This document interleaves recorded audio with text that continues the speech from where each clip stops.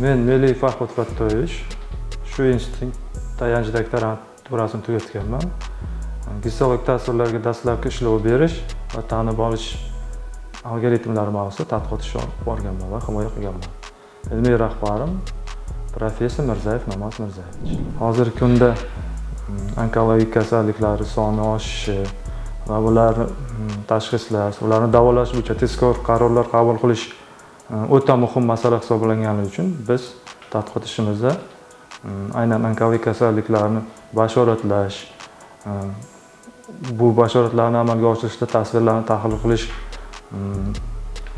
algoritmlarini ishlab chiqib, takomillashtirib, shifokorlarga tezkor qaror qabul qilish imkoniyatini beruvchi tizimlar yaratganmiz. Tadqiqotimizning ilmiy yangiligi onkologik kasalliklarni tahlil qilishda gistologik tasvirlar o'rganiladi, tahlil qilinadi. Biz ilmiy yangilik sifatida o'sha gistologik tasvirlarni dastlabki ishlov berish algoritmlarini takomillashtirganmiz.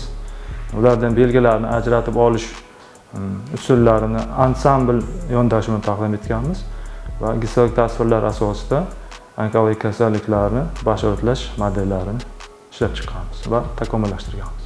Ilmiy tadqiqotni bajarish davomida biz respublikadagi ko'proq tibbiyot muassasalarida bilan ishlaganmiz va asosiy natijalarimiz aynan tibbiyot muassasalarida joriy etilgan va tatbiq qilingan. Va kelajakda ham aynan shu yo'nalishda ishlar olib borishni rejalashtirganmiz. Tadqiqot ishimiz natijalari asosan Samarqand viloyatining ko'p tarmoqli tibbiyot markazida va respublika onkologiya radiologiya ilmiy tekshirish markazi Samarqand filialiga joriy etildi. Ilmiy tadqiqotimizdan bog'liq rejalarimiz katta.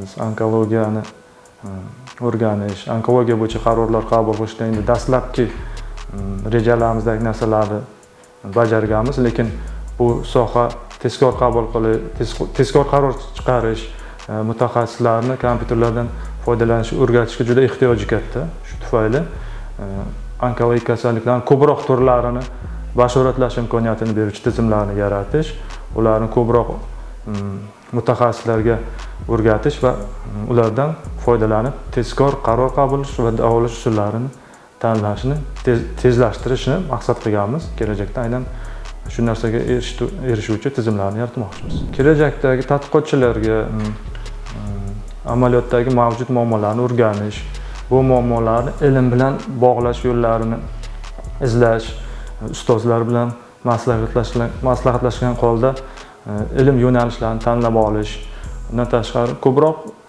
ilm fanga tegishli bo'lgan maqolalar, jurnallar o'qish, tahlillar o'tkazish, konferensiyalarda qatnashish va yangi chiqqan model va algoritmlarni tahlil o'tkazib, shulardan qolishmaydigan yangi uslublar va g'oyalarni amalga joriy qilishni tavsiya qilib qolgan bo'laman. Tadqiqotimizni bajarishda albatta ustozlarimiz Mirzayev Namoz Mirzayevichga, laboratoriya mudiri Fazilov Shavkat Xayrullayevga, undan tashqari institut barcha xodimlariga, rahbariyatiga minnatdorchiligimizni bildiramiz.